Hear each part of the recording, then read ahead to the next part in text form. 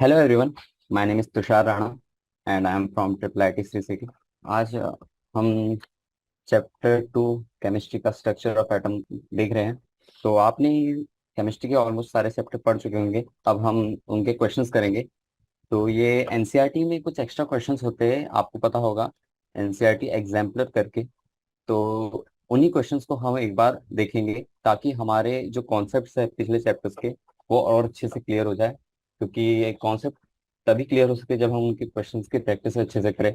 तो चलिए, chapter number 2, structure of atom of chemistry, class 11 का हम चालू करते हैं। तो इसमें बस बेसिक बेसिक क्वेश्चंस होंगे कुछ, फिर थोड़े और बढ़ते जाएंगे और लेवल आते जाएंगे। इसमें कुछ ऐसी पार्टीशंस होंगे।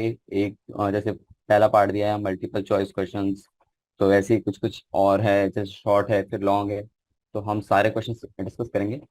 तो अभी हम पहले चालू करते हैं। तो मैं आपको क्वेश्चन चालू करने से पहले बता दूं कि ये हमारा केमिस्ट्री का है एग्जाम्पलर। तो इसमें आपको बेसिक चीजें ये याद रखनी है कि जैसे ये तो केमिस्ट्री है, तो देखिए अब मैं ऐसा बोलना नहीं चाह रहा पर केमिस्ट्री है इसलिए इसमें दो पार्ट होता है। वैसे तो ये फिजिकल केमिस्ट्री तो थोड़ा अच्छा होगा, कई लोगों को पसंद नहीं आता, कई को पसंद आता है। तो देखिए, इसमें ऐसा दो चीज है। अगर एक चीज होता है थ्योरी कंटेंट और एक होता है थोड़ा सा कैलकुलेशन पार्ट। अगर इसमें कोई भी क्वेश्चन है जिसमें थ्योरी लग रहा है और आपने पूरा चैप्टर अच्छे से पढ़ा है, तो आपको शायद ही 2 सेकंड से कम का टाइम लगेगा उस क्वेश्चन का आंसर जानने को। ठीक है। और अगर आपने नहीं पढ़ा है तो आपको थोड़ा सा करना पड़ेगा स्ट्रगल। लेकिन वहीं पे अगर कुछ फॉर्मूले वाले क्वेश्चन है जिसमें कैलकुलेशन लग रहा है, तो उसमें आपको थोड़ी सी मेहनत लगेगी। तो दोनों क्वेश्चन है, दोनों वैरायटी रहती है केमिस्ट्री में, हम सारी अच्छे से डिस्कस करेंगे। तो चलिए स्टार्ट करते हैं।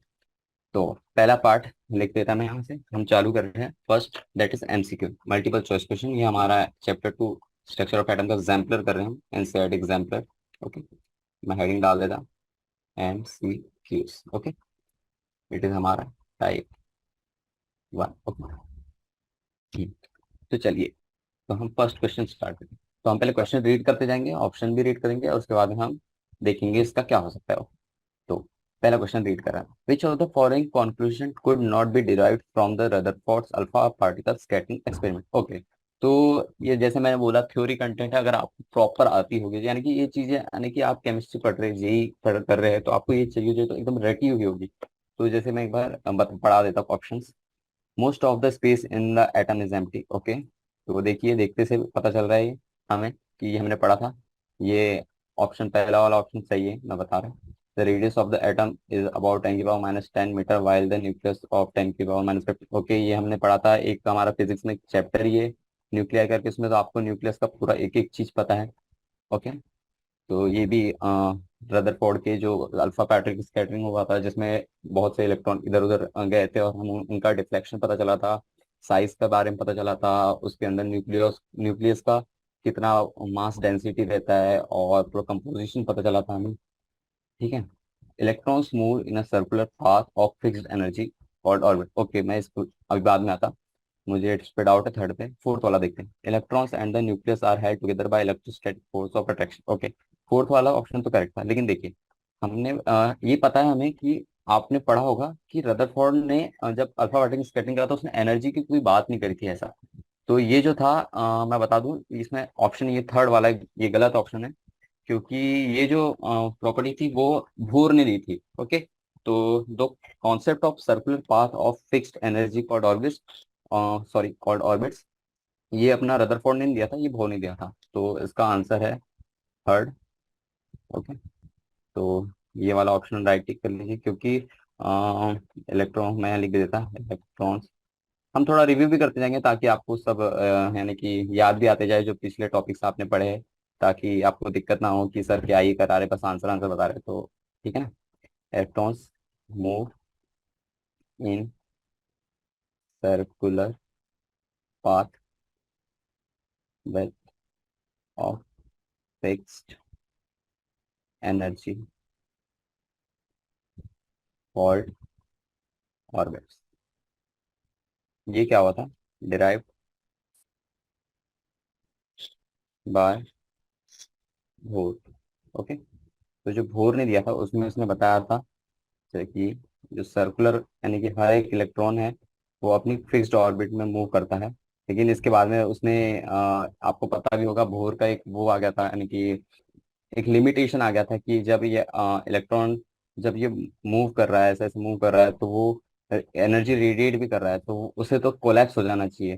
तो इसके कारण उसकी ये वाली थ्योरी भी हमारी यानी कि लिमिट हो गई थी एक टाइप पे, फिर हमें दूसरी नई प्रॉपर्टी अपनानी पड़ी थी। ओके, तो ये सारी चीजें मैं पिछली है इसको उड़ा दे रहा। मेन चीज आपको ये ध्यान रखनी है कि ये बोर ने दिया था और रदरफोर्ड ने दिया था। ओके, तो इसके साथ हमारा पहला क्वेश्चन चालू है। देखिए, वैसे तो मैंने इसमें टाइम लगा दिया, पर देखिए अगर आपने अच्छे से पढ़ा होगा रदरफोर्ड और बोर की एक्सपेरिमेंट, यानी कि उनके जो कॉन्क्लूजन्स आए थे, तो आपको यहाँ 1 सेकंड का टाइम लगेगा मुश्किल से कि कौन सा ऑप्शन सही है और कौन सा ऑप्शन गलत है। तो हमें यहाँ पूछा भी which could not be derived, तो हमें सिर्फ रॉन्ग आंसर देखना है। तो देखिए, हमें पहले क्वेश्चन की अप्रोच अच्छे से देखनी होगी कि उसे हम कैसे टैकल करना है, तब हम क्वेश्चन को इजीली सॉल्व कर सकते हैं। ओके, तो क्वेश्चन नंबर 2 स्टार्ट करते हैं।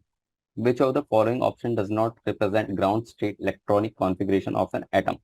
ओके, तो ऑप्शन पढ़ने से पहले मैं बता देता हूँ आपको what is ground state.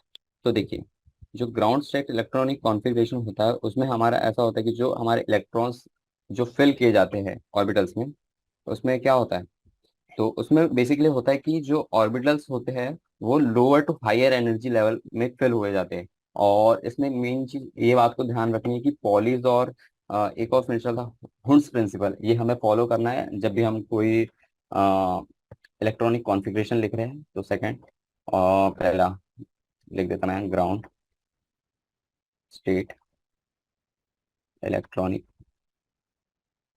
Okay, configuration. इसमें क्या होता है, इसमें होता है ऑर्बिटल्स, ये मेन चीज लिखा हूँ, इससे आपका क्वेश्चन ही बन जाएगा। फिल्स फ्रॉम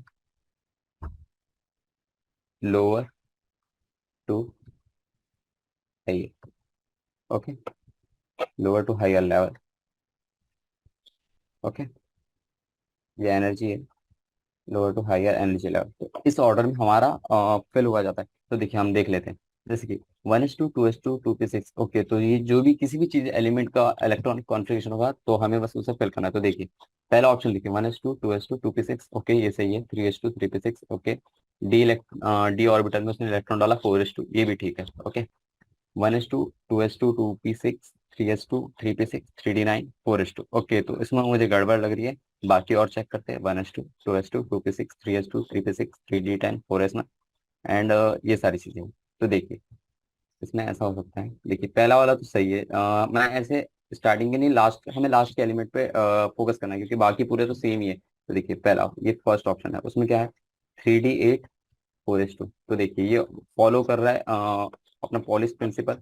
उसमें कैसा होता था, डी इलेक्ट्रॉन हो गए ये ऐसे 1 2 3 4 5, ओके, तो ऐसे ऐसे ऐसे ऐसे जाता था, ये ऐसे जाया, ये ऐसे गया, ओके, ये ऐसे गया, कितने हो गए 8 हो गए। तो इनमें कोई दिक्कत नहीं है, ये यानी सही है। ओके, सेकंड वाला देखते हैं। सेकंड वाला देखे जाए तो ओके, ठीक है, ऐसे ऐसे ऐसे ऐसे, इसमें ऐसे डाले, इसमें ऐसे डाले, इसमें ऐसे डाले, इसमें ऐसे डाले, एक बच गया क्योंकि उसमें हमने 9 इलेक्ट्रॉन फिल करे अपने किसमें, और डी ऑर्बिटल में, और एस में तो हमारे 2 ही थे।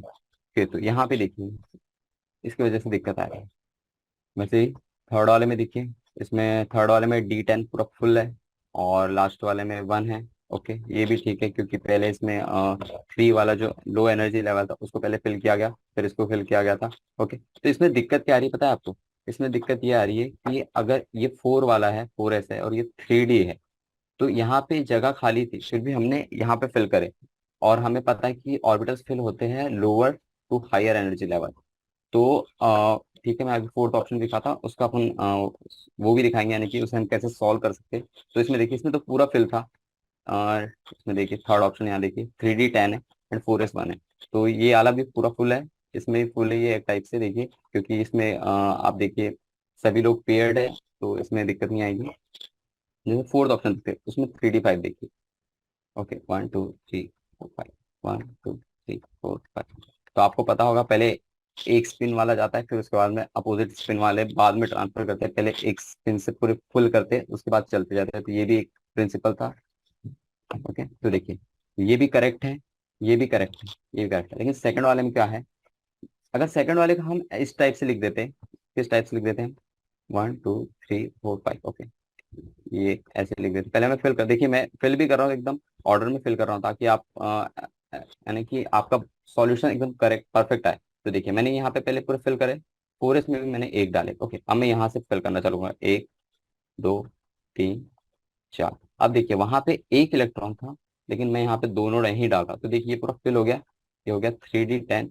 और देखिए लोअर ऑर्बिटल मैंने पहले फिल करा, फिर अपना 4s वाला ऑर्बिटल है, हायर एनर्जी ऑर्बिटल है, तो उसको मैंने फिल करा। अगर ये फोर्थ सेकंड वाला क्वेश्चन का आंसर इस तरीके से रहता, तो हमारा वो भी ऑप्शन सही होता है। तो ये है, तो सेकंड का आंसर ये है, ओके, क्योंकि हमें इनकरेक्ट पूछा है, तो हमें ये देखना पड़ेगा। तो आपको बस ग्राउंड स्टेट में इतना याद रखना है कि आपका जो ऑर्बिटल्स में आप इलेक्ट्रॉन फिल कर रहे हैं, तो वो लो एनर्जी से हाई और हाई एनर्जी ऑर्बिटल में फिल होना चाहिए हमेशा, ओके। तो थर्ड क्वेश्चन की ओर जाते हैं। तो थर्ड क्वेश्चन क्या बोलता है, the probability density plots of 1s and 2s orbitals are given, okay. तो ये हमारे पास रफ स्केच दिया हुआ है इसका, जो आपने पढ़ा होगा, एक लास्ट में आता है स्ट्रक्चर ऑफ एटम, जो अपना चैप्टर उसके लास्ट टॉपिक है, लास्ट लास्ट में ये आता है, जिसमें पूरी probability, distribution, density, Sai square, ऐसा कुछ कुछ होगा, आपने पढ़ा होगा। तो उसमें तो देखिए मैं यहाँ बना देता, ये 1s का है और ये 2s का है, ओके। ये ऐसे कुछ डेंसिटी दी हुई है न्यूक्लियस, इलेक्ट्रॉन्स के अराउंड द न्यूक्लियस, ओके। तो देख, अब हमें पूछा क्या, देख लेते हैं। The density of dots in the region represent the density of finding electrons in the region, okay. तो मैंने जैसे बताया कि जो ये जो दिया है हमारे पास ग्राफ, जो दो प्लॉट्स दिए सर्कुलर, वो बेसिकली क्या डिफाइन करते हैं, वो डिफाइन करते हैं density of the electrons in that region around the nucleus, okay. तो आगे क्वेश्चन पढ़ लेते हैं, which on the basis of about diagram which of the following statement, हमें इनकरेक्ट स्टेटमेंट बतानी है। तो हम ऑप्शन पढ़ते हैं, मैंने जैसे बताया, ये भी देखिए थ्योरी कंटेंट, अगर आपने ये प्रॉपर पढ़ा होगा तो अभी 1 सेकंड में आप आंसर बता देंगे, okay. 1s and 2s orbital are spherical in shape, कोई बात ही नहीं है इसमें, तो छोड़ ही दो, ये तो करेक्ट ही है। Second option, the probability of finding the electron is maximum near the nucleus, हाँ, ये भी ठीक है।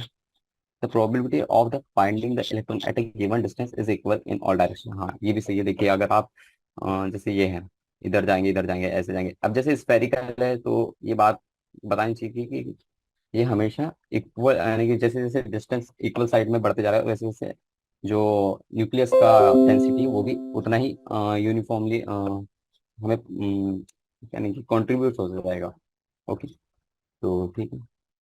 The probability, fourth option, the probability density of electrons for 2s orbital decreases uniformly as a distance from the nucleus increases, नहीं नहीं, ये गलत है। तो देखिए इसने बोला है कि हमें इसकी बात बोला है, उसने बोला है कि जब जब कैसे मैं बताऊं आपको, ओके, जब रेडियस, ये मान लीजिए आर, ये distance R is equal to distance from nucleus लिख देते हैं, ओके, फ्रॉम न्यूक्लियस।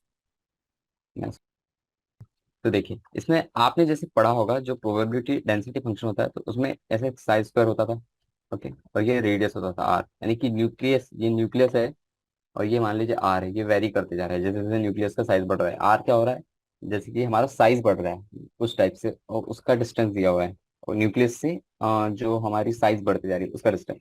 तो ये जो 2s ऑर्बिटल होता है, आपने पढ़ा होगा कि उसका ग्राफ कुछ ऐसा आता है, ऐसा, फिर ऐसा। तो देखिए पहले थोड़ा सा, देखिए पहले तो कुछ नहीं था, पहले थोड़ा सा इंक्रीज करा, फिर डिक्रीज करा, फिर इंक्रीज करा, फिर डिक्रीज करा।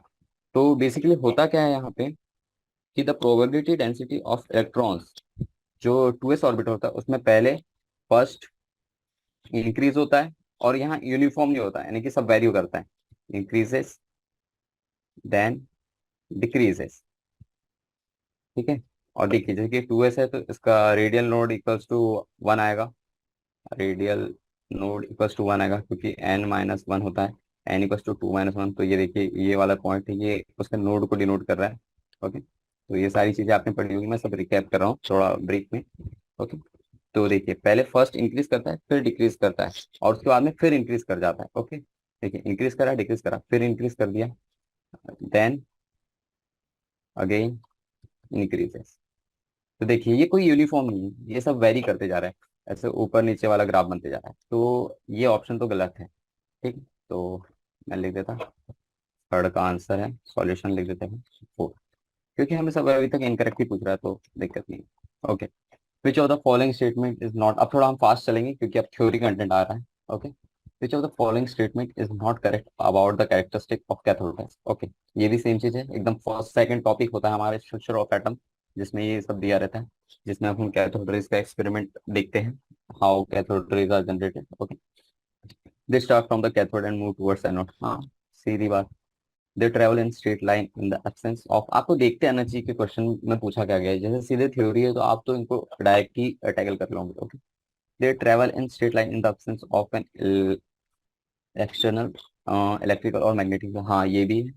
Characteristic of cathode rays do not depend upon the material of electrode in the cathode ray tube. हाँ, cathode characteristic of cathode rays depend upon the natural nature of gas present in the cathode rays tube. Okay, तो ये option गलत है, यानी कि ये correct नहीं है। तो जो कैथोड रेज होता है वो डिपेंड करता है। ओके, तो देखिए कैथोड रेज में क्या होता है, निगेटिवली चार्ज मटेरियल, यानी मटेरियल पार्टिकल्स होते हैं जिसे हम इलेक्ट्रॉन कहते हैं। और ये हमारा एक कोई साइंटिस्ट था, कोई विलियम क्रूक्स करके नाम था उनका, उन्होंने डिस्कवर किया था इसे। और कैथोड रेज के कैरेक्टरिस्टिक क्या होते थे, वो होते थे कि वो डिपेंड नहीं करते मटेरियल ऑफ इलेक्ट्रोड्स पे, पर वो उसके बीच में, यानी कि वो जो ट्यूब होता था उसमें जो गैस प्रेजेंट होती थी उस पर डिपेंड करते थे। ओके, तो ये सारी चीजें आपको याद रखनी, तो फोर्थ का ऑप्शन, तो देखिए फोर्थ का ऑप्शन है, fourth, it is incorrect. Okay, ठीक है, फिफ्थ वाला क्वेश्चन देखते हैं। फिफ्थ वाला देखिए, which of the following statement about the electron is incorrect, it is a negatively charge particle, तो the mass of the electron is equal to the mass of neutron. नहीं, ये तो गलत है। देखिए अब मैं यहीं पे रुक जाऊंगा क्योंकि मुझे पता है गलत है। कैसे, तो आपको, आपने पढ़ा होगा, देखिए ये जो चैप्टर है हमें एक टाइप से दो बार मिलता है, फिजिक्स में भी मिलता है, केमिस्ट्री में भी मिलता है।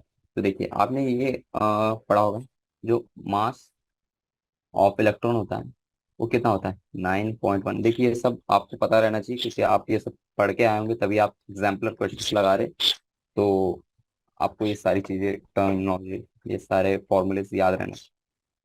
Mass of neutron, mass of neutron कितना होता है, 1.674 इंटू 10⁻⁻27, ये भी केजी में होता है। Okay, KG. तो देखिए कितना डिफरेंस है, कहाँ से सेम दिख रहा है, तो ये सीधे सीधे गलत है, तो इसका आंसर यही है। कहाँ गया हमारा फर्स्ट क्वेश्चन। ओके, तो इसका answer solution equals to D. बाकी हम थोड़े नीचे के पॉइंट भी देख लेते हैं। It is a basic constituent of all atom, true. It is a consistent constituent of cathode raise, हाँ मैं तो अभी पिछले ही क्वेश्चन में बताया कि कैथोड रेज में इलेक्ट्रॉन्स का वो होता है, यानी कि composition. Okay, which of the six question पे आ जाते हैं।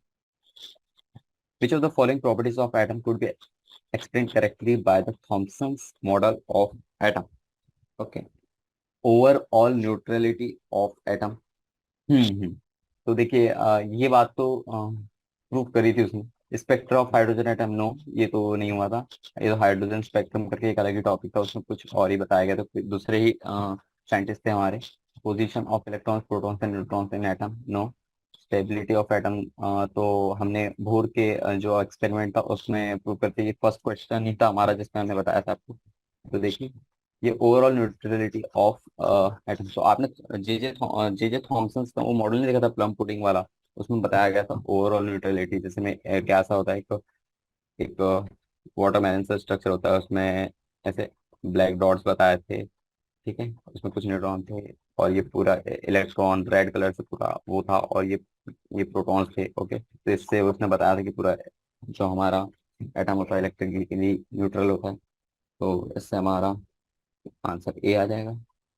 देखिए ये सारी थ्योरी थ्योरी कंटेंट है, फिर भी मैं थोड़ा ट्राई कर रहा आपको कि विजुअल दिखा के आपको एक्सप्लेन कर सकूं, ये सारी चीज़ें आपको पता होगा, क्योंकि जो एटम का मास होता है यूनिफॉर्मली डिस्ट्रीब्यूटेड होता है ओवर द एटम, तो ये सारी चीज़ें आपने पढ़ी होगी। क्वेश्चन नंबर 7 पे हो जाते हैं। Two atoms are set to be isobars if, okay, तो बात होगी आइसोबार्स की। अब हमें कुछ नहीं पता है, हमें पता है आइसोबार्स में क्या होता है। Isobars have different atomic number. उनका एटॉमिक नंबर डिफरेंट होता है, पर उनका जो यानी एटॉमिक मास होता है वो सेम होता है। जैसे आइसो बार हो गया, आइसोटोप्स होते हैं, उसी का ऑपोजिट होता है एक टाइप से, समझ लीजिए। यानी आइसोटोप्स, आइसोबार्स, आइसो टोन्स, ये सब आपने पढ़ी होगी टर्म्स। ओके, तो देख लेते हैं। They have same atomic number but different atomic mass. क्या ये ऑप्शन सही है? No, they have same number of electrons but different number of neutrons. No. They have same number of neutrons but different number of electrons. No, some of the number of protons and neutrons is same but the number of protons is different. Okay, तो देखिए ये थोड़ी technical term दी हुई है, यही option. तो देखिए, तो इसमें क्या होता है, सेवन्थ ऑप्शन लिख रहा हूँ। आप बोले होंगे कि जो आपने फर्स्ट क्वेश्चन पढ़ा और ये वाला क्वेश्चन पढ़ा, वही तो नहीं, इससे रिलेट कर सकते हैं, पर ये नहीं है। देखिए, आपको इसमें बोला गया है कि आइसोबार्स, तो आइसोबार्स आपको बेसिकली इतना याद रखना है, सेम एटॉमिक मास। देखिए ये मेन चीज होती है, same atomic mass but different atomic number. तो देखिए, अब वहां पे यहाँ पे तो ऐसा कोई ऑप्शन है ही नहीं, पर फोर्थ कैसे, देखिए जो हमारा एटॉमिक मास होता है वो क्या होता है, atomic mass is equals to protons plus neutrons होता है। ठीक है, ये आपको पढ़ाए होंगे न्यूक्लियर चैप्टर में। ओके, और एटॉमिक नंबर क्या होता है, नंबर ऑफ प्रोटॉन्स। तो ये ऐसा कुछ कहीं लिखा है फोर्थ वाले ऑप्शन में, देखिए ये लिखा है। तो सेवेंथ का आंसर सॉल्यूशन लिख देते हैं, equals to 4। Easy. Okay, question number 8 की ओर चलते हैं। The number of radial nodes for 3p orbital is. Okay, तो इसमें सीधे ऑप्शन मैं ज़्यादा अब देख नहीं जा रहा, ये सीधे सीधे फॉर्मूला है हमारा। यानी कि जो प्रोबेबिलिटी डिस्ट्रीब्यूशन होता है उसमें एंगुलर नोड्स, रेडियल नोड्स, ये सारी चीज़ें आपने टर्म्स पढ़ी होगी। तो उसमें आपको पता होगा रेडियल नोड्स क्या होता है, रेडियल नोड्स। तो radial nodes is equals to n minus l minus one. Okay, ठीक है। तो इसको कैसे कैलकुलेट करेंगे, तो एन क्या होता है हमारा, एन होता है हमारा principal quantum number, principal quantum number. तो देखिए ये सारी टर्म आपने पढ़ी होगी, नहीं पढ़ी होगी तो आपको पढ़ के आना पड़ेगा, तभी आप क्वेश्चन लगा पाओगे अच्छे से। और ये क्या होता है हमारा, एजीमुथल क्वांटम नंबर, और ये तो वन ही है। ओके, तो देखिए पहली बात, हमारे पास क्या दिया हुआ है, 3p दिया हुआ है, तो 3 क्या होता है हमारा, ये हो गया एन, p हो गया। तो हम जब भी एजीमुथल क्वांटम नंबर निकालते हैं तो हम इसको देखते हैं, तो एस के लिए होता है 0, p के लिए होता है 1। ओके, ठीक है। तो हमारे पास एन दिया है, पी दिया है, 1 दिया है, तो सीधे फॉर्मूले में पुट करके आंसर निकालते हैं। 3 minus n minus l equals to 1 -1 -1 equals to answer 1। तो इसका आंसर 1, 8 का आंसर 4 है। ओके, इजी, फॉर्मूले में पुट करिए, आंसर आपको इजीली मिलेगा। तो अब देखिए नेक्स्ट क्वेश्चन क्या है, number of angular nodes for the 4d orbital. Okay, easy.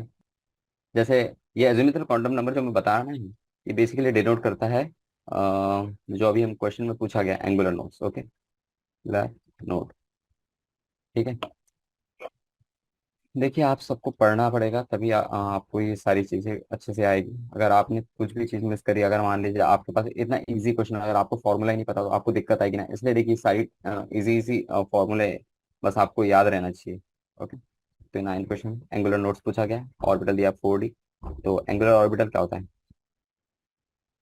Orbital equals to होता है एल, और एल क्या होता है हमारा, मैं थोड़ा ऊपर एरो बना रहा हूँ क्योंकि हमने अभी बताया था, 10 बार बताने से टाइम वेस्ट होगा बस।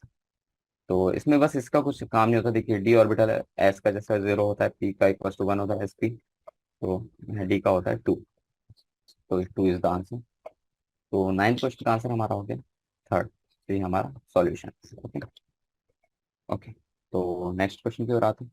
10, which of the following is responsible to rule out the existence of definite paths of trajectories of electrons? Okay, तो तो जैसे मैंने बताया था आपको कि हमारा जो इलेक्ट्रॉन्स है वो एक सर्कुलर पाथ में 2 मिनट में हेडिंग डाल देते हैं।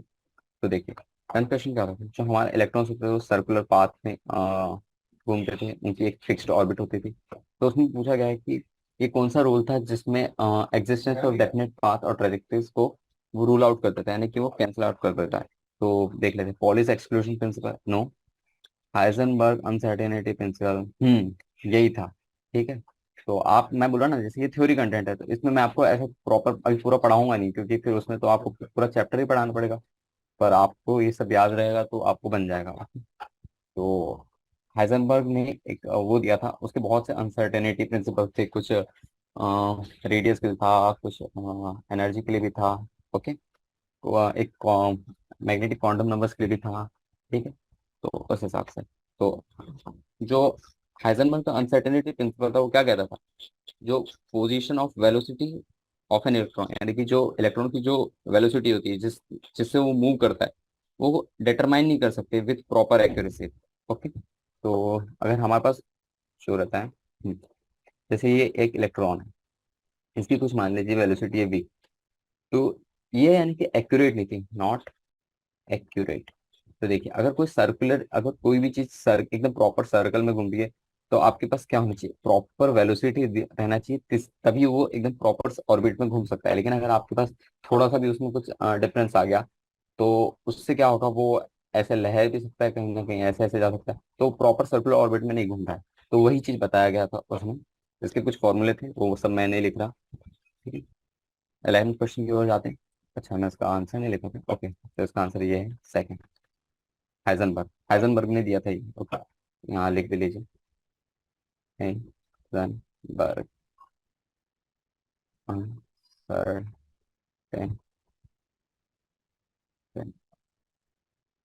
हाइजेनबर्ग से याद आया, एक मूवी सीरीज है, मुझे याद नहीं आ रहा क्या नाम है उसका, बहुत फेमस सीरीज है। उसमें आपको केमिस्ट्री के ऐसे ऐसे कॉन्सेप्ट दिखेंगे कि आप पागल हो जाओगे, इतनी प्यारी चीज है उसमें। ओके। क्या नाम था उसका, हाँ, ब्रेकिंग बैड। आप कभी वो मूवी देखिए, देखना आपको टाइम मिले तो। उसमें केमिस्ट्री के इतने फंडे हैं कि आपको लगेगा केमिस्ट्री इतनी अच्छी है। ओके। नेक्स्ट। तो क्वेश्चन नंबर 10 हो गया ना, 11%। Total number of orbital associated with third shell. Okay. इसमें भी क्या ही बताऊंगा मैं आपको, इसमें बोला है थर्ड शेल, तो एन की वैल्यू हो गई 3। ओके।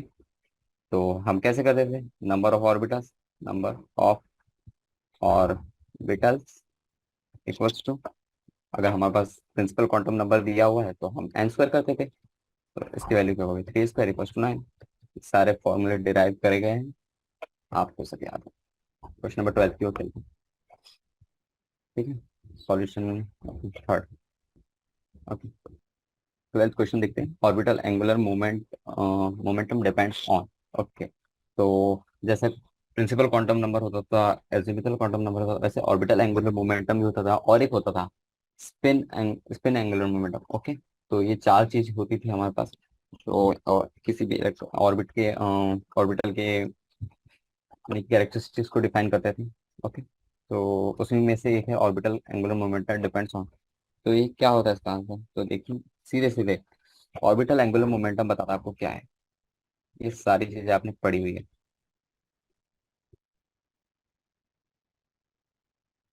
ऑर्बिटल एंगुलर मोमेंटम क्या होता है, वो होता है इज इक्वल्स टू, एक फॉर्मूला था उसका, L into L plus one into H upon 2 पाई। इसको हम ऐसे भी लिखते थे, कैसे लिखते थे, L into L plus one into H cross, H cross से डिनोट करते थे एक तरफ से। तो यहाँ सीधे सीधे दिख रहा है, यहाँ सिर्फ एल ही एल है, और ये सारी टर्म तो कांस्टेंट है, तो इसका आंसर 12 था 1। ओके। आपको ये फॉर्मूला याद है तो लिखने की जरूरत नहीं पड़ी आपको, देखिए कितना टाइम लगेगा इसका आंसर लाने में। ठीक है ना। 13 क्वेश्चन। ओके। तो ये कुछ ट्रिकी क्वेश्चन है, इसमें सॉल्यूशन करना पड़ेगा हमें। Chlorine exists in two isotopic forms, chlorine 75 and chlorine 35, but its atomic mass is 35.5. Okay. This indicates the ratio of chlorine 75 and chlorine 35। Okay, हमें रेशियो पूछा गया है क्लोरीन 75 क्लोरीन 35 का मास का। ओके। जो हमारा यानी कि आइस, ये एक देखिए, जो क्लोरीन होता है हमारा 35.5, हमें आपने पढ़ा होगा पहले की, जो हमारे एटॉमिक मास में होते हैं वो इंटीजर फॉर्म में ही रहना चाहिए, पर कुछ कुछ एलिमेंट्स के एटॉमिक मास देखिए 35.5, तो ये कैसे आया, तो वो उनके कुछ कॉन्स्टेंट आइसोटॉप्स होते हैं, उनसे बन के होते हैं। जैसे ये क्लोरीन है, वो दो एटम से अपने दो एटम से बना हुआ है। एक क्लोरीन 75, क्लोरीन 35। तो इन दोनों का कंपोजिशन कुछ रेशियो में रहा होगा जिससे हमें 35.5 मिला, तो हमें वो पूछा गया है। तो मैं आपको एक चीज बता रहा, मैं एक चीज लिख रहा, आप समझ जाएंगे। एवरेज एटॉमिक मास, इसका एक फॉर्मूला क्या होता था, m1 × E1 + m2 × P2 divided by P1 + P2। मैं ये रेशियो के फॉर्म में लिख रहा है, मान लीजिए कुछ R1 कुछ R2। ओके, तो ऐसे ही कुछ था। ठीक है, तो हमारे पास एटॉमिक मास कितना दिया, 35.5 दिया हुआ है। और मास कितना दिया हुआ है, एक का मास दिया हुआ है हमारे पास, कितना दिया हुआ है, 35 इंटू मान लीजिए ये P1 मान लीजिए, और उसके सामने प्लस में 37 इंटू P2। ओके, ये देखिए ये रेशियो है, डायरेक्ट रेशियो के टर्म में कैलकुलेट कर, अगर हमें परसेंटेज के टर्म में कैलकुलेट करना पड़ता तो डिवाइड बाय 100 कर लेते हैं। ओके, और ये डिवाइड बाय P1 + P2। बस कुछ नहीं है, उल्टा सीधा करना है हमें। 35.5 P1 + 35.5 P2 equals to 35 P1 + 37 P2। तो आप इसे कैलकुलेट कर लीजिए, मैं डायरेक्ट लिख रहा। तो इसका आंसर P1/P2 कुछ कितना आता है, कितना आएगा, 1/3। ओके, ये हमारा रेशियो है। तो सिंपल सा कैलकुलेशन था, बस आपको पता होगा कैसे निकालते हो तो आपको दिक्कत नहीं आएगी। तो इसका सॉल्यूशन ऑप्शन मैच कर लेते, थर्ड है। ओके, नाउ नेक्स्ट क्वेश्चन की ओर आगे बढ़ते हैं। Question number 4, the pair of ions having same electronic configuration S. Okay, तो इसमें हमें इलेक्ट्रॉन कॉन्फ़िगरेशन बताना है कि जगह सेम है। तो देखिए अब आप बोलोगे क्रोमियम फेरन ये सब तो अलग अलग है, कहाँ से सेम हुआ। तो देखिए इसके ऊपर कुछ चार्जेस रखे हैं। तो देखिए अगर प्लस, आपको एक मेजर फंडा बताता हूँ, जैसे मान लीजिए एक्स एलिमेंट दिया, उसके ऊपर कुछ प्लस एन चार्ज है। तो उसमें क्या करना है आपको, उसके मान लीजिए एटम्स, मान लीजिए इसका atomic mass, atomic number z is equal to मान लीजिए 10 दिया हुआ है। तो आपको क्या करना है, अगर प्लस चार्ज दिया है 10 - n करना है। ओके, और अगर एक्स के ऊपर -n दिया हुआ है, जेड इक्वल टू 10 ही दिया, तो 10 + n करना है। बस इतना फंडा याद रखिए, और बाकी ये सब कैसे आए सब आपको पता होगा। मैं मेन मेन चीजें बता रहा हूँ क्योंकि आप क्वेश्चन सॉल्व कर रहे हो, तो आपको बस यही चीजों की जरूरत है। तो हम सभी का कैलकुलेट कर लेते हैं। ओके, तो पहले हम क्रोमियम का कैलकुलेट करते हैं, ये पहला। सभी का कैलकुलेट कर लेते हैं, उसके बाद में हम मिला लेंगे। इसका एटॉमिक नंबर कितना होता है, 24 होता है। तो मैं इसको थोड़ा इजी टर्म में लिख रहा, आर्गन। तो आर्गन में अपने 18 एलिमेंट्स आ गए, 18 सॉरी 18 इलेक्ट्रॉन्स आ गए। अब उसके बाद में कितने बचे, 18, और ये 6 बचे। लेकिन इसके ऊपर +3 चार्ज भी तो है। तो +3 चार्ज के लिए 6 - 3 करना पड़ेगा, क्योंकि बचे 6 थे, तो इसमें सिर्फ 3 ही इलेक्ट्रॉन डालने हैं। तो कैसे आएंगे, वो आएंगे 3d3। ओके, ऐसे आएंगे। बेसिकली इसका होता ऐसा था, देखिए आर्गन 18 होता था, ये 18 है। और इसमें 3d मे बी यहाँ 4 आता और 4s2 आता था। तो यहाँ यहाँ के 2 इलेक्ट्रॉन गए, और यहाँ से 1 इलेक्ट्रॉन गया, तो यहाँ 3d3 बच गए। तो आपको समझ आ गया कैसे आया। वैसे मैं अब आगे सभी का लिख रहा। Fe+3 का एटॉमिक नंबर हो गया हमारा 26, सॉरी हाँ 26। तो इसका एटॉमिक कॉन्फ़िगरेशन लिख देता मैं, Fe+3 का लिख रहा मैं, ठीक है 18, और इसका आ जाएगा 3d5। ओके, ऐसे ही मैं Mn का भी लिख लेता हूँ, थर्ड Mn। उसके ऊपर चार्ज दिया हुआ +2, इसका एटॉमिक नंबर होता है 25। तो एटॉमिक नंबर 25, तो इसका एटॉमिक कॉन्फ़िगरेशन लिख लेते हैं, आर्गन 18। और इसका भी कितना होता था, 3 अच्छा मैंने यहाँ 8 लिख देगा, सॉरी ये 3d8 नहीं, ये 3d5 है। ओके, और यहाँ पे भी हो जाएगा 3d5, क्योंकि देखिए यहाँ +3 है, यहाँ +2, पर यहाँ 26 है, यहाँ 25 है। तो डायरेक्टली आप ऐसे भी देख सकते हैं। कुछ कुछ चीज़ें होती है जो आंखों से दिख जाती है और इजीली पता चल जाती है। फोर्थ क्या दिया है, CO, कोबाल्ट+3। ओके, इसका एटॉमिक नंबर दिया है 27। और हम इसे जब एटॉमिक कॉन्फ़िगरेशन की टर्म में लिखेंगे, तो आर्गन हो गया, आर्गन में 18 पता ही है। और आप इसका आ जाएगा 3d6। ठीक, तो चलिए मैं, और कुछ बचेगा, अच्छा स्कैंडेनियम बचा है, स्कैंडिनियम +3। तो इसका एटॉमिक नंबर Z = 21 है। ओके, तो इसका एटॉमिक कॉन्फ़िगरेशन लिख लेते हैं, आर्गन हो गया, और इसमें 3d0। क्यों, क्योंकि एक इलेक्ट्रॉन था जो 4s में गया होगा, क्योंकि 4:2 में रहे होंगे, तो 4:2 वाला तो पूरा उड़ गया, और 3D में एक रहा होगा तो वो भी उड़ा दिया, तो 3D 0 पर रखिए। ओके, क्योंकि हमें 3 इलेक्ट्रॉन घटाने भी तो है, क्योंकि +3 दिया हुआ है। ठीक है, इतने ही थे ना। तो बस आपको क्या पूछा गया है, ions have same electronic configuration, तो देखिए 3D 0, 3D 6, 3D 5, 3D 5। Okay, तो देखिए सेकंड और थर्ड हमारा मैच करा है। हाँ, हमारे हमारे ऑप्शन के हिसाब से यही है, सेकंड एंड थर्ड। लेकिन अगर हम क्वेश्चन का ऑप्शन मिला है तो देखिए Fe+Mn+2, तो इसका answer B. Okay, solution equals to B. Okay, तो नेक्स्ट क्वेश्चन की ओर आगे बढ़ते हैं, क्वेश्चन नंबर 15 करेंगे हम। इजी इजी क्वेश्चन, कोई दिक्कत नहीं। For the electron of oxygen atom which of the following statement is correct. So Z effective for an electron in a 2s orbital is the same as Z effective of an electron in a 2p orbital.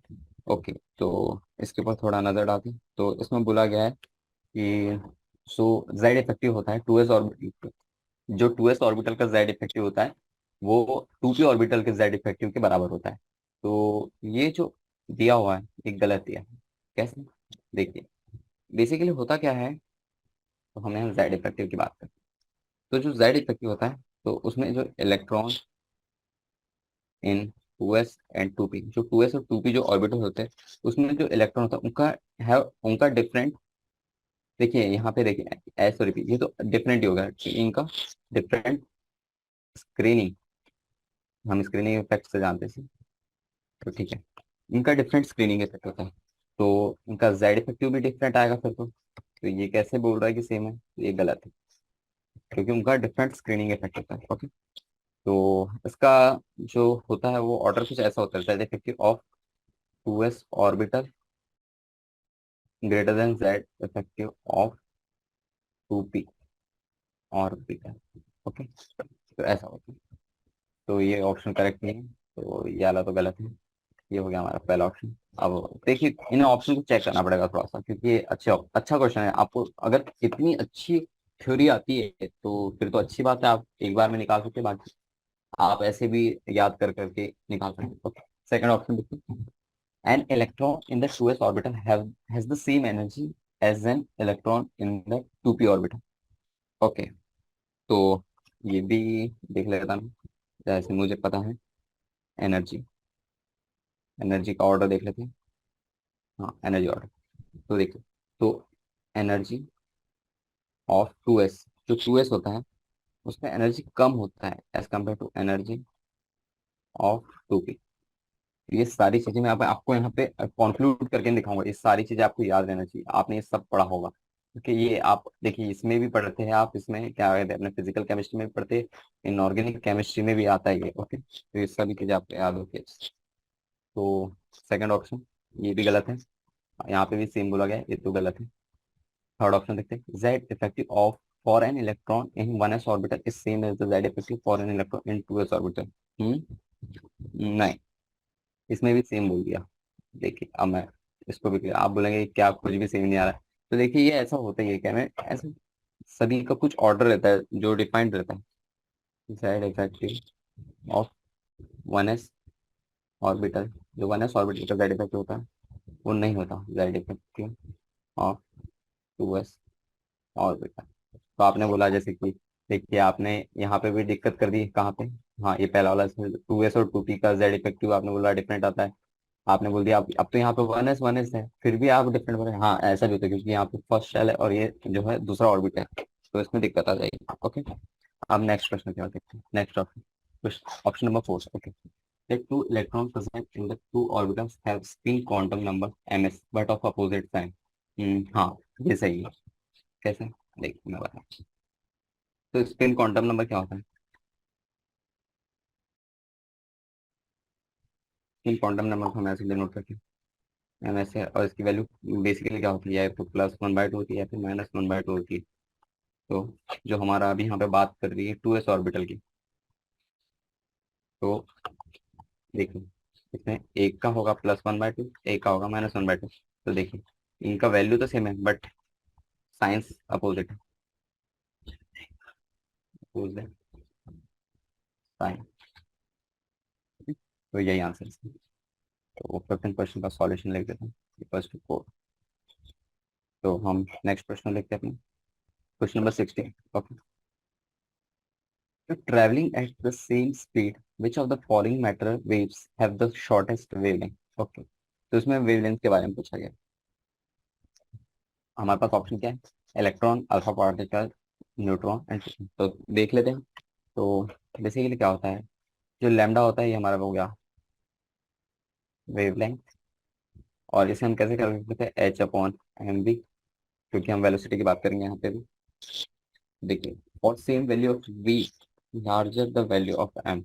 Okay, अगर हमारे पास velocity का मास, यानी कि velocity की value मान लीजिए same रहे, एकदम मान के चलते एकदम सेम है, और हमारा मास जो है हमारा वो लार्जर है, तो देखिए जैसे जैसे मास बढ़ेगा वैसे वैसे ये डिक्रीज करते जाएगी. ओके, तो उसके हिसाब से देखते हैं.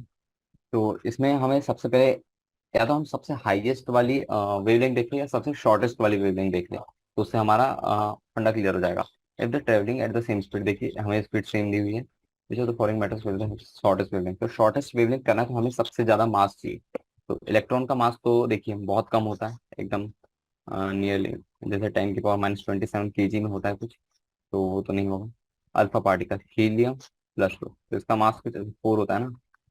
Hydrogen, helium, neutron and proton. तो देखिए न्यूट्रॉन, प्रोटॉन, इलेक्ट्रॉन ये सब एक ही चीज है, एक टाइप से. इनके मास बहुत कम होते हैं लेकिन इसका बहुत ज्यादा मास होता है. तो ठीक है, बस यही है. Mass of helium is greater than mass of और इलेक्ट्रॉन, प्रोटॉन, न्यूट्रॉन. तो इसी के साथ इसका ऑप्शन हो जाएगा सेकंड. देखिए ये सिंपल ये है, अगर मास बढ़ेगा तो वेवलेंथ वेलोसिटी यानी कि वेवलेंथ हमारा डिक्रीज करेगा. ओके, तो इसी के साथ हमारा मल्टीपल चॉइस क्वेश्चन खत्म होता है. ठीक है. एंड अब हम चालू करते हैं सेकंड मल्टीपल चॉइस क्वेश्चन. इसमें मैं हेडिंग डाल रहा सेकंड मल्टीपल. देखिए सब इजी थे ऊपर के क्वेश्चन, अब इसमें क्वेश्चन थोड़े हार्ड होंगे, शायद इसमें एक से ज्यादा ऑप्शन करेक्ट हो, ऐसा भी हो सकता है. Okay, type 2. देखिए यहाँ लिखा भी है इन द फॉलोइंग क्वेश्चन 2 और मोर ऑप्शन में भी करेक्ट. ओके, तो बेसिकली यही है.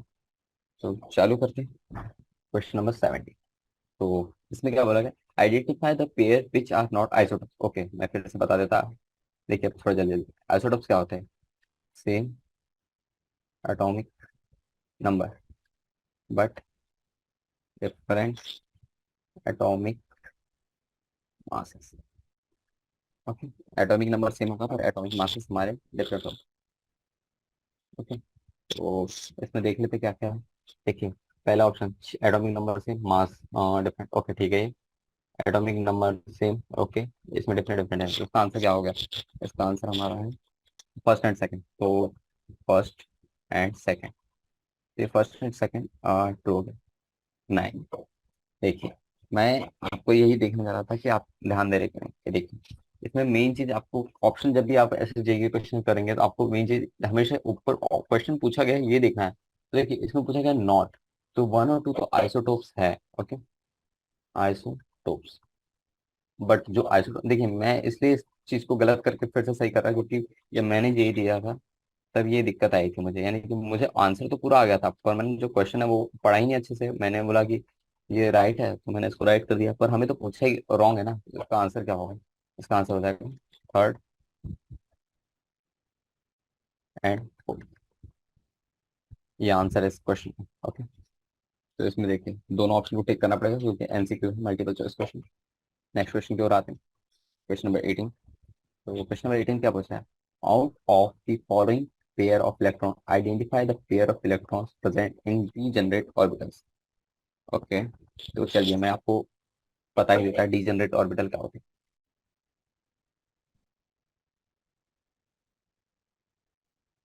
तो देखिए डीजेनरेट ऑर्बिटल का मतलब होता है जो ऑर्बिटल सेम सब शेल में हो, यानी कि एक एक मेन शेल होती है उसकी सब शेल होती है. ओके, तो ऑर्बिटल्स ऑफ, पहले मैं लिख देता फिर आपको समझा दूँ.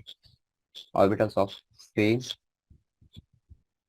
सब शेल ऑफ मेन शेल, यानी कि जो हमारी मेन शेल होती है उसकी जो सब शेल होती है उनका सेम। ओके, दैट इज, लेकिन हम इसको ऐसे भी डिफरेंस कर सकते हैं, जैसे मेन हो गया, जैसे एन, एन हो गया हमारा, और एंड एल हो गया हमारा, is equal to same. Okay, यहाँ कहीं भी हमारी एन और एल की value value equal to same होगी, क्योंकि देखिए ये जो हमारा डिनोट करता है वो मेन शेल होता है, मेन शेल, और ये हमें डिनोट करता है सब शेल। ओके, तो ये आपको याद रखना है। तो हमें बेसिकली देखना क्या है, हमें बस देखना है कि जहाँ कहीं भी n and l have same value are teacher. देखिए पहला क्वेश्चन, पहला ऑप्शन देखते हैं, n equals to three, l equals to two. हम इन दोनों चीज को अभी फोकस नहीं करेंगे, क्योंकि हमें पता है कि डिजनरेट ऑर्बिटल की हमें बस ये दो चीज चाहिए, n equals to two, n equals to l, l equals to two, n equals to l, l equals to two. ये फर्स्ट ऑप्शन तो करेक्ट है। ओके, तो इसको तो आप मान ही लीजिए करेक्ट है। ओके, इसमें n equals to three, n equals to three सही है, l equals to one, l equals to two गलत हो गया, एन इक्वल्स टू फोर, अरे गलत हो गया, last option n equals to three, n equals to l equals to two, l equals to. Okay, तो फर्स्ट एंड फोर आधा आंसर। तो इसको हम सॉल्यूशन लिखते हैं, equals to first and fourth. तो देखिए कितना इजी था, बस आपको एन और एल कैलकुलेट करना था, कैलकुलेट भी नहीं करना था, आपने सिर्फ देखना था और उससे आपका आंसर आ गया। ठीक है, तो अब हम क्वेश्चन नंबर 19 की ओर देखते हैं। तो क्वेश्चन नंबर 19 में क्या पूछा है, which of the following sets of quantum numbers are correct. Okay, तो देखिए ये quantum numbers the n l and m, और उसमें से एक एस भी होता है। देखिए ये जो एम है स्पिन क्वांटम नंबर। ओके, चार होते हैं बेसिकली, आपने पढ़ा होगा। तो इसमें पूछा गया है कि इन सब में से कौन सा करेक्ट है। ओके, तो देखिए इन सब का एक वो होता था, रिलेशन होता था इन दोनों के बीच में। जैसे कि एन की वैल्यू मान लीजिए एक्स हो गई, एल की वैल्यू हमेशा एक्स माइनस वन तक की जा सकती है, जीरो से लेके। ओके, तो मैं हटा रहा हूँ, थोड़ा टेक्निकल टर्म में बात करेंगे, मैं तो ऐसे ही बता दूँ। एक एक ऑप्शन को चेक कर लेते हैं। जैसे पहला ऑप्शन चेक करते हैं, पहला ऑप्शन में देखिए एन की वैल्यू वन है, और इसने एल की वैल्यू भी वन दी है, तो नहीं हो सकता। एल की वैल्यू वन नहीं हो सकती, क्यों नहीं हो सकती, क्योंकि एल की वैल्यू, क्योंकि देखिए एन की वैल्यू, मैं आपको जैसे बताया एक्स की वैल्यू अगर टू है तो उसकी वैल्यू टू माइनस वन ही होगी। ओके, और साथ ही साथ हम एम की बात कर लेते हैं, एम की वैल्यू क्या होती है, एम की वैल्यू हो जाएगी माइनस वन हो सकती है, जीरो हो सकती है, प्लस वन हो सकती है। बेसिकली क्या होता है, रुपये ये होता है L minus one two L plus, यहाँ तक जा सकती है। अगर यहाँ पे एन इक्वल वन है तो एल की वैल्यू हमेशा यानी जीरो रहना था, तब ये ऑप्शन करेक्ट था, पर यहाँ पे एल की वैल्यू वन दी है तो ये ऑप्शन करेक्ट है, इनकरेक्ट है। देखिए सब पता होगा, जैसे ये प्रिंसिपल क्वांटम नंबर होता है, ये एजिमुथल क्वांटम नंबर हो गया, मैग्नेटिक क्वांटम नंबर हो गया। सेकंड ऑप्शन रखते हैं, एन की वैल्यू कितनी है, एन की वैल्यू टू दी है, एल की वैल्यू वन दी है, ठीक है कोई नहीं। यहाँ कुछ गड़बड़ लिख दी क्या हमने? पहले वाले में तो आएगा ही नहीं, क्योंकि यहाँ पे एल की वैल्यू इक्वल टू जीरो है, तो एम की वैल्यू सिर्फ जीरो हो सकती है। ओके, तो ये ऑप्शन तो करेक्ट हो गया। So, अगर यहाँ पे एल की वैल्यू है, ये माइनस एल से टू प्लस एल जाता है, ये एम की वैल्यू है, माइनस एल की प्लस एल जाता है, तो ये कितना हो जाएगा, minus one, zero and one. तो देखिए यहाँ पे प्लस वन दिया हुआ है, तो ये करेक्ट ऑप्शन। ठीक है, मैंने कुछ गलत बता दिया था, सॉरी, होता ही होता है। Third option, n equal to कितना दिया है, थ्री दिया हुआ, और एल इक्वल टू टू दिया है। देखिए एन की वैल्यू जब थ्री दी, एन की वैल्यू और एल की वैल्यू में बस वन का डिफरेंस आ गया तो वो सही है, आपको सिर्फ इतना देखना। और एम की वैल्यू क्या होगी, minus L two plus L जाएगा, टू प्लस एल। ओके, तो कितना होगा, माइनस टू माइनस वन और zero plus one plus two, बस इतना ही रखो। अब देख लेते हैं हमारा ऑप्शन क्या दिया, माइनस टू दिया हुआ है तो ये सही है। ठीक है, माइनस टू, तो ये भी सही है। अब लास्ट ऑप्शन देख लेते हैं, fourth option. Okay, fourth option में क्या दिया, एन इक्वल टू थ्री दिया हुआ है, but l equal to four दिया है, तो यहाँ पे यहीं पे गलत हो गया है, तो इसको रॉन्ग करना है। हमारे पास कौन कौन से करेक्ट है, third and second are correct, and first and fourth और फोर्थ आर इनकरेक्ट। ओके, तो इसका आंसर हो जाएगा डी सी।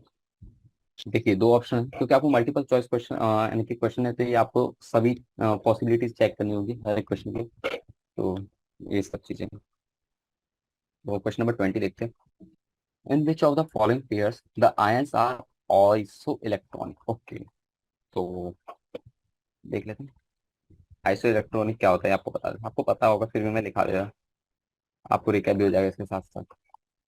तो आइसो इलेक्ट्रॉनिक मतलब होता है सेम नंबर ऑफ इलेक्ट्रॉन, लेकिन ये किसके लिए, एटम्स, एटम्स हैविंग ओके, यानी कि दो तीन एटम के बीच में हम कंपेयर कर रहे हैं तो उन दोनों के बीच में हमें देखना है कि सेम नंबर ऑफ इलेक्ट्रॉन है या नहीं है। ठीक है, तो चालू करते हैं। ये हो गया पहला पहला, चालू करते हैं Na+। पहला ऑप्शन चेक करो, तो इसमें 11 होते हैं, लेकिन प्लस के कारण मैंने आपको बताया तो -1 करना पड़ेगा, तो इसमें क्या हो गया 10 इलेक्ट्रॉन।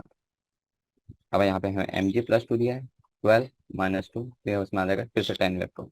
तो ये दोनों के इलेक्ट्रॉन सेम है, तो ये ट्रू है। सेकेंड वाला ऑप्शन देखिए, एल्यूमिनियम+3। एल्यूमिनियम कितना है, 13 होता है एटॉमिक नंबर, माइनस में 3, क्योंकि +3 की वजह से -3 करना पड़ेगा, +2 10 इलेक्ट्रॉन। आप ऐसे भी याद कर सकते हैं, प्लस है तो हमें माइनस करना है, माइनस से प्लस करना है। फिर हमारा क्या था, फिर हमारा एल्यूमिनियम के साथ दिया हुआ है O-। ऑक्सीजन माइनस, ऑक्सीजन का कितना हो गया, 8 होता है, पर माइनस है तो +1 करना पड़ेगा, तो इसमें कितना हो गया 9 इलेक्ट्रॉन, तो ये नहीं है। थर्ड ऑप्शन चेक करते हैं। थर्ड ऑप्शन में क्या दिया हुआ है हमारे पास, थर्ड ऑप्शन में दिया है Na+। तो Na+ का फिर से देख लेते हैं, 11 -1 = 10, जैसे हमने पिछले बार कैलकुलेट करा था। और दूसरा दिया है ऑक्सीजन 2-, ऑक्सीजन का कितना होता है 8, और -2 है तो +2 इलेक्ट्रॉन, तो इसमें 10 इलेक्ट्रॉन आ गए, इलेक्ट्रॉन आ गए, तो ये तो सही है। आप फोर्थ वाला देख लीजिए। फोर्थ वाले में क्या दिया हुआ है, N नाइट्रोजन -3। तो इसका नाइट्रोजन का कितना होता है 7 होता है, और 3 इलेक्ट्रॉन के कारण +3 लगाना पड़ेगा, तो इसका आ जाएगा फिर से 10 इलेक्ट्रॉन। अब क्लोरीन दिया हुआ है, क्लोरीन -1, क्लोरीन का कितना होता है 70, और इसमें -1 नहीं कर दिया, तो इसमें +1 कर दिया, तो ये 18 इलेक्ट्रॉन हो गया। तो ये तो सेम नहीं है, तो ये रॉन्ग है। तो कौन कौन से सेम है हमारे, थर्ड वाला सेम है और फर्स्ट वाला सेम है। और पूछा क्या क्या है हमें? जो सेम है, तो फर्स्ट एंड थर्ड, ये सही है। ये हो गया हमारा सॉल्यूशन। ओके, तो हम लास्ट क्वेश्चन की ओर आगे बढ़ रहे हैं, हमारा MCQ टाइप 2। ठीक है, तो मैं हेडिंग डाल देता हूँ, question number 21। Which of the following statement concerning the quantum numbers are correct. Okay, तो क्वांटम नंबर्स के रिलेटेड हमें बताना है कि कौन कौन सी स्टेटमेंट करेक्ट है और नहीं है। तो पहला देख लेते हैं, एंगुलर। देखिए ये भी थ्योरी कंटेंट है, लास्ट क्वेश्चन देखिए थ्योरी। अगर आपने प्रॉपर आता होगा, जो आपको क्वांटम नंबर्स, जो 4 क्वांटम नंबर्स होते हैं, वो सारी चीजें आपको अच्छे से पता होगी, आपको इसमें समय ही नहीं लगेगा। आप दूसरे लोग सोचते रह जाएंगे, आप कैलकुलेट करके निकल लेंगे। Angular quantum number determines the three dimensional shape of the orbital। हाँ, तो ये सही कैसे, देखिए। तो जो एजीमुथल क्वांटम नंबर था, एजीमुथल क्वांटम नंबर, इसको हम एल से डिनोट करते हैं। वो क्या करता है, ये डिटरमाइन करता है थ्री डायमेंशनल शेप। ये सब थ्योरी में लिखा है, आपको याद रहेगा। सेकंड वाला देखिए, the principal quantum number determines the orientation and the energy of the orbiter. नहीं नहीं नहीं, ये तो प्रॉपर गलत है। प्रिंसिपल क्वांटम नंबर क्या होता है अपना, principal quantum number equals to, हम एन से डिनोट करते हैं। और ये एन हमारा क्या है, हम कब से पढ़ते आ रहे हैं, जब से स्टार्ट करेंगे केमिस्ट्री तब से पढ़ते आ रहे हैं। ये डिनोट करता है साइज ऑफ ऑर्बिट। तो हमें करेक्ट बताना चाहिए, तो नहीं है, ये वाला सही है। ओके, थर्ड वाला देख लेते हैं, magnetic quantum number determines the size of the orbital. क्या बोल रहे हो, कुछ का गलत है। मैग्नेटिक क्वांटम नंबर को हम एम से डिनोट करते हैं, और ये साइज ऑफ ऑर्बिटल डिनोट नहीं करता, ये डिनोट करता है ओरिएंटेशन ऑफ इलेक्ट्रॉन क्लाउड। लेकिन ये कहाँ डिनोट करता है, ये सबशेल में डिनोट करता है। ओके, जैसे ये शेल हो गई, एन एल जो शेल होता है उसमें सबशेल में डिनोट होता है। तो ये भी गलत है, कुछ और लिखा है, हमें कुछ और पता है, तो ये ऐसी बात है। Spin quantum numbers of an electron determines the orientation of the spin of electron relative to choose an axis. Correct, एकदम प्रॉपर स्टेटमेंट है। इसमें देखिए, ये क्वेश्चन बहुत अच्छा है। देखिए इसमें आपको चारों चीज पूछ ली गई क्वांटम नंबर्स के बारे में। तो क्या होता है, जो बेसिकली क्या होता है इसमें, जो इलेक्ट्रॉन होता है वो अपनी खुद की एक्सिस के अबाउट स्पिन करता है। Okay, spins around its own axis. ठीक है, तो बस यही सारी चीजें हैं। तो देखिए फोर्थ वाला ऑप्शन भी करेक्ट है, क्योंकि उसमें वही चीज बोला गया है जो हमें पता है। अब तो इसी के साथ हमारा क्वेश्चन नंबर 21 भी होता है। तो देखिए आज हमने क्या क्या कर लिया, आज हमने कर लिया मल्टीपल चॉइस क्वेश्चन, टाइप 1 कर लिया, ठीक है। और उसमें कितने 16 क्वेश्चन थे। एंड सेकंड टाइप में कुछ रहे होंगे 8-9 क्वेश्चन, उसके भी हमने कर लिए 21 क्वेश्चन। ओके, तो आज के लिए मैं इतना ही रखता, तो इसको भी ऐड कर देते हैं। एंड तो ठीक है, आज हमने multiple choice question number 1 and 2 कर लिया है। तो अब हम अगले लेक्चर में थर्ड एंड फोर्थ कर लेंगे। तो वो शॉर्ट लॉन्ग होंगे, दो क्वेश्चन, दो टाइप होंगे, और शायद होगा एक और। तो हम सारे क्वेश्चंस कर लेंगे। तो देखिए ये जो पार्ट था हमारा फर्स्ट एंड सेकंड, ये तो थोड़ा इजी था। इसमें हमें उतना हार्ड कैलकुलेशन नहीं करना पड़ा। अगर आपको थ्योरी थ्योरी आता है तो आप डायरेक्ट ऑप्शन स्टिक करके स्किप कर सकते हैं, यानी आगे बढ़ सकते हैं। आपको वहीं लटके रहने की कोई जरूरत नहीं पड़ेगी, ठीक है। तो इसके साथ मैं अपना ये लेक्चर एंड करता। Okay, bye all of you.